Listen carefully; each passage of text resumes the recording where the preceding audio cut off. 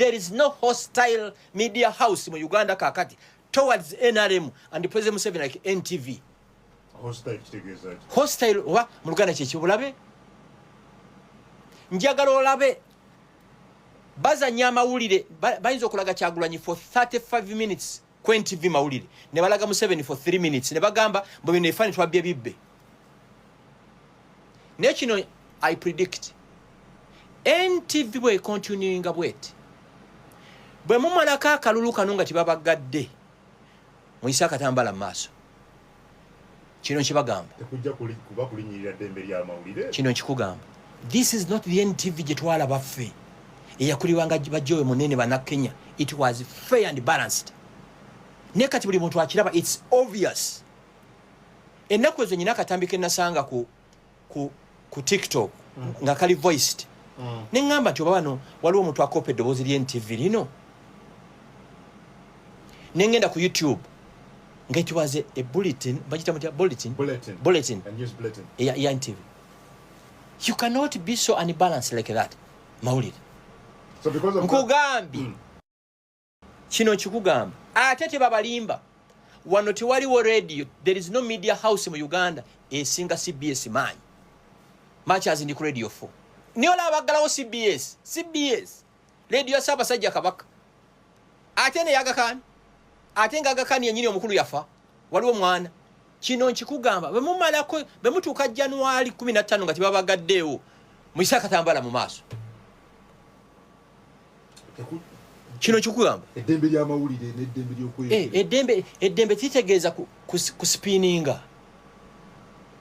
ne mulaga ka crowd ka Museveni nga yafunye abantu 13. Ensonga zezo abazadde tukyusa amannya ge tutuuma abantu. Frank means to be ow'amazima. Frank agategeeza mazima. I want you to be frank. Gashumba, I want you to be frank. Mr. Gashumba, I want you to be frank. Obe wa mazima. Obe wa mazima mu bigambo by'oyogera. Lwaki? Batugamba mu kaseera nga waliwo ebituli ku sayidi evuganya gavumenti. Essiga ery'amawulire lyerifuuka likalabalaba ku lw'abantu kyobola bagiyita the fourth estate. Wakati nga organs ziri zifailings NTV ne NMG yonna okutwaliza awamu twogera ku Daily Monitor for example twogera ne ku NTV ezo kanzijeyo bbiri zikoze omulimu gw'amaanyi nnyo not just yesterday not just this election ya 2026 gye tugendamu but kuva ku establishment yazo okubeera nga zibeera yes fair but zibeera balanced yes but also zijjayo ebibi exposing ebibi ebigenda maaso mu ggwanga whether mu side the opposition whether ku side ya government. That's why abantu bazettanira nnyo. Daily Monitor for example olupapula olusonga okugulwa wadde amawulire print yagwa ne Daily Monitor ekyasigala ekya standing era sales zaayo zezisinga mu ggwanga Uganda mu print. Lwaki etunda? Etunda because eyogera amazima. Abantu si basiru abasomo babalaba. NTV nayo abantu era balaba nti yesobola okubaleetera ku bintu ebyamazima. That's why TV esinga okulabwa mu ggwanga Uganda. Ono agambye ejja kuggalwa singa ekola unbalanced. Yes, esobola okuggalwa bajja giggalawo. Esobola okuggalwa olwa omukulembeze ssaawa zino aliko ayagala ennyo okubeera nti kimunyumira nnyo okushatinga down ba critics baayo kugamba okuteekawo embeera eyo ey'obunkenke ku bantu bonna balina ku maloboozi whether platforms ng'ezo whether ba individuals whether bamuvuganya ssaawa zino abantu abali mu makomera olw'ebyobufuzi bayitirivu nnyo nga muli ne yaliko avuganya ku ntebe ennene Dr. Kano Kizza Besigye bawayisa Mufumbiro bali eyo ba Edi Mutwe bali eyo n'ensonga eziryo si z'amateeka za byabufuzi. So NTV weekere enkya ne bagiggalawo kyalwa nawo dda basobola okuba nga bagiggalawo but not because omulimu gwekola si mutuufu but because eri mu kukola ekintu ekituufu ekiri mu kubeera nga kitiisa bannaffe okuba nga kituuka mu bantu. Ngenda kuwa examples zino mu broadcasting wano tulina amateeka gatufuga. Otwagenda mu liberalization of media 1992 because back then nga tulina state radio ng'eri emu ye UTV radio Uganda ne UTV nga ze ziriwo nga ze za government nga tewaliwo zino zolaba ssaawa zino private media companies okitegeera kakati baleeta etteeka kandi kusomere wano erigenda okubeera nga litugaidinga that is kandi kusomere wano etteeka ligamba tugenda kulijja mu Uganda Broadcasting Corporation Act eya 2025 okitegeera act eyo ye establishing a UBC for example as a public broadcaster tugenda mu part 4 eya act eyo editorial policy egamba the act obliges UBC to voice public opinion and criticism of a given public policy in a fair and objective manner and collect, process, analyze and propagate news and comment truthfully, honestly and fairly. Yeyokka UBC ekakatibwako kulwa government, kulwa abantu, kulwa public interest okubeera nti no eri mandated okukola ebyo. Mu kawulu kano ke tulimu UBC role yayo ne private entity nga NTV zaawukanira ddala totally. UBC by law, it is bound by law as a public broadcaster which has been funded partly by the state and regulated under the laws that require fair, balanced and equitable coverage.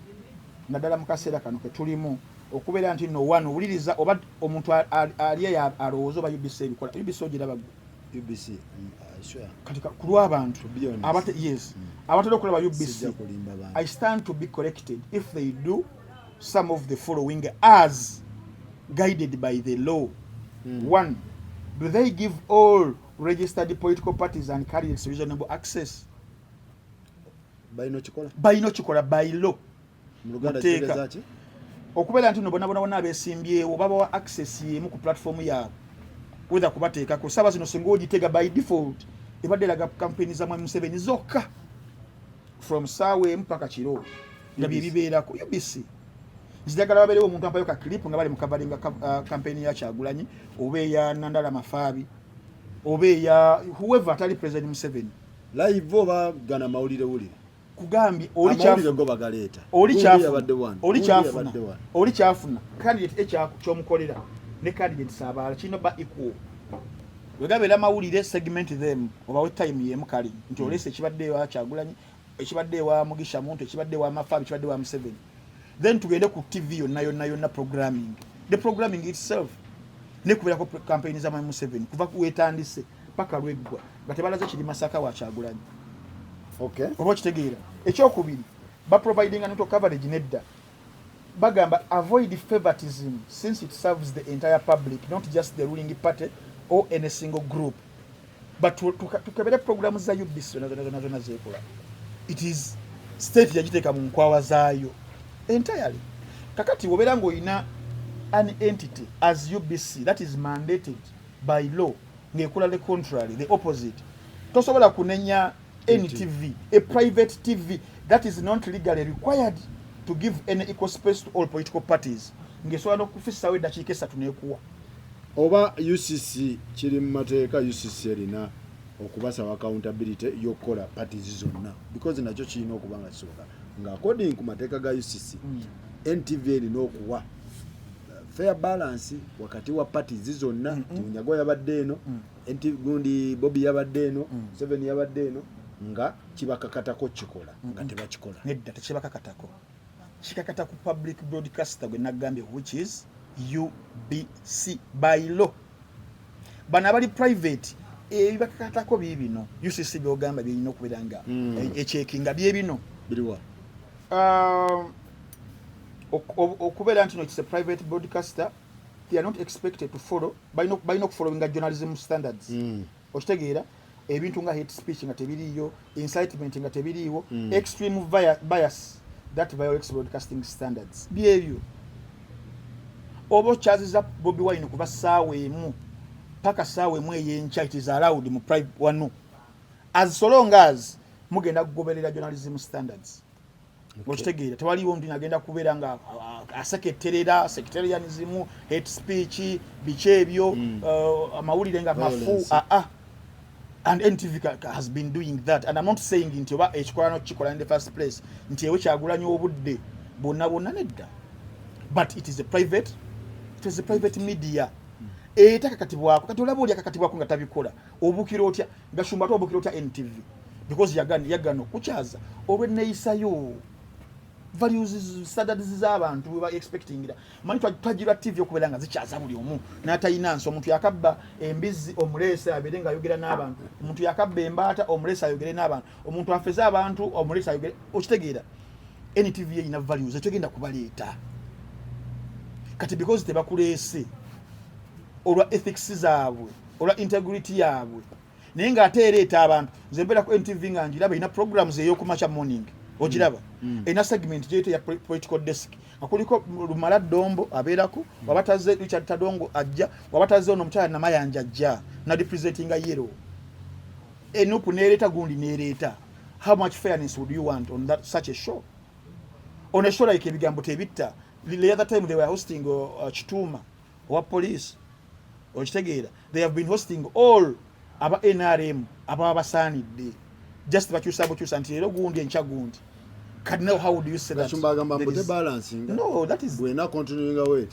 Ye mutuufu ta continuity nchitwaki tukisuubira ngayo bakero naku biri mwena nibagalawo CBS because yali yawereza ekituufu gakikanga abali mu buyinza olaba twatuka ekiseera political science najibwa ku gundi ku curriculum abantu bagala bafune information but bagala babiri access to information ngoyo okubeera nga bali civically aware so bebitiisa abantu abali mu bukulembeze nga bonna batutwala but not because NTV ekoze ekikyamu by law baba jivunaana ki na at least mu mawulire gaabwe bakugambye Gashumba Yesa agambye kyagwema mu dakika 25 Museveni ya mu dakika meka 3 ne ku dakika ezi 3 ku muntunga yeke nyini yagamba butemuleeta sakoze oyina show oyina channel yino gossip live omuntu nayimbe nagamba nze sakoze tantunuzanga mu kamera Ntambi mvante onenya sakoze ntitawa gundi Alabudde nenga atolera kulwa public afisa oko na bulira abantu nti gundi yabadde eno bwe bite ebifananyi tubye bibbe. How much fairness would someone want? So I think Mr. Gashumba should be frank. Aleko obukyawu obumuliko nti bagana okumukyaza olw'ebintu ebyali bimwetoololeddeko atebisobola ku inspiring abantu bagenda kutega matuba mulabe kyekizibu ekiriwo kyekyo obuswavu bwe tabuteka kubali good enough alina bamukyaza baabo naye buli bamukyaza abeera ku TikTok live naye tebalina reach. So kati byebyo ebya NTV anytime from now bw'omwaka guno weeteetereza bandijijja ku mpewo ya Franka Gashumba ye bwatyo bwakireeta. Debate zaabadde zitezo